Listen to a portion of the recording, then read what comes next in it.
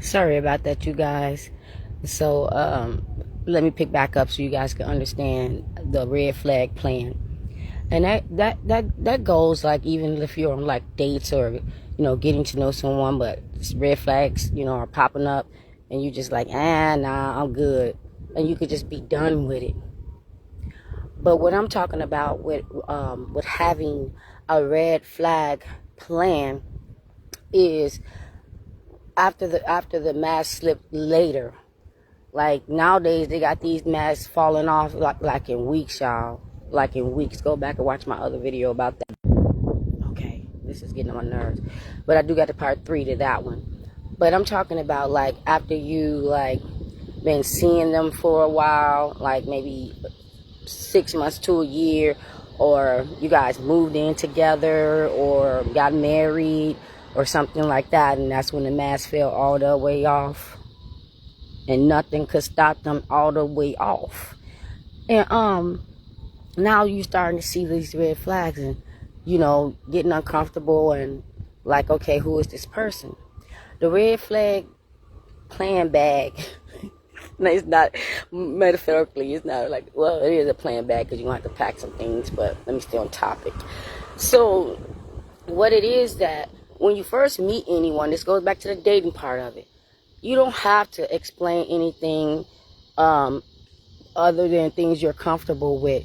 You don't have to explain your income. I mean, if you want to explain what you do for a living, that's fine, but they don't have to know your stubs. They don't have to know your bank account or anything like that. So even if the relationship progresses and it goes on further and further, they only need to know what you want or need them to know, okay? So if you say you got just one bank account, and that's the bank account that you pay the bills or whatever with, maybe some of you guys do a joint account. I wouldn't recommend it, and that's it, or credit cards or whatever. And that's how you guys was living. But the red flag plan is always have your own account, another account where it's all your savings. It's all of your savings. And what this is, it's a restart plan.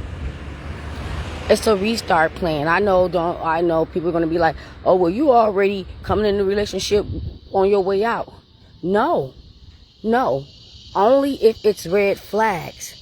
Only if it's abuse. Only if it's not working. Because I'm going to tell you how this plan also is positive as well. Okay, so you have your own little savings. You put away a lot, however much money you can in that account. But also, I want to throw this one in. All like your important things that you would need if you just had to rush and leave, that shouldn't even come in the house. Like, I know you have to have your passport and things at, some points if you're traveling. But like birth certificates or social security cards or things that you don't like need on an everyday basis. I'm sorry about the wind, guys. I'll speak louder. But those things that you don't need on an everyday basis, just have them, stored away somewhere else. Have you like, I don't know, some little place where you can store it away, even a storage space, depending on how much that you have valuable. Anything that's valuable or precious to you. Any important documents for you or your kids or whatever, it should just be stored away in a different place that you can just get to, even if it was at home. Okay, even if it was at home. Because like I said, you never know. Now, if you guys been together 20, 30 years and everything is good and you happy, or you're not going to leave or whatever, but everything's good, that money could be you guys' retirement plan, vacations, or anything like that. So it's not actually a selfish thing. It's a good thing depending on how the relationship goes. So if you get into these relationships that it ain't going well, they don't want you to be able to go. You have to protect. That's sad. This is sad. Because this is what relationships has come to this decade and whatever. And this is the new culture of relationships, that you actually have to think of things like this. You actually have to make plans and do things like this, because you just never know. And you just have to be safe. Look, I understand love or whatever, but when love turns to hate, it's a whole nother story. So, I mean, unless you just know the person is going to be the right person for you, go ahead, be my guest. But it's always good to just be able to move around if you need to. Don't put your whole entire life in someone else's hands, especially with a narc. It could be anything that they can spaz out and crash out about. So you definitely don't want to do that. And if they're like I said, if the situation is not abusive and everything's okay, it's just good money, fun money, retirement money, life. You know, now you can be lifing. But yeah, I thought about that. Because I'm seeing all these videos where these women are meeting these guys and how bad the relationship goes within like weeks. And people's lives are, well, the females' lives are endangered. Like, this is crazy. Even if, like, that's why I say don't be quick to move in and don't be quick to let them move in, because that's when that mask really going to come off, and it's going to be hard getting them out, and especially keeping yourself safe. You know, then you don't want to have to give up your space and your life and where you are because they won't go. I did a video on that where these women did videos where they had to pack up and leave their own place because the narc wouldn't go, or the homosexual wouldn't go.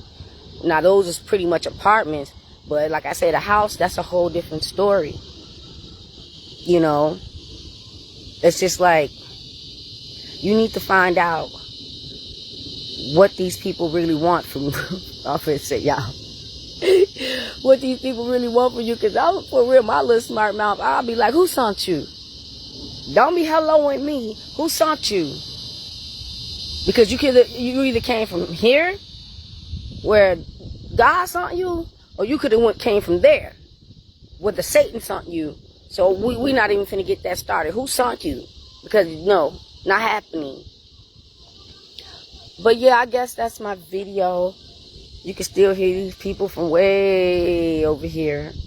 And I hope that this video resonated. I hope I hit every point that I wanted to make, because I knew what I wanted to talk about, but I wanted to make sure I made it make sense.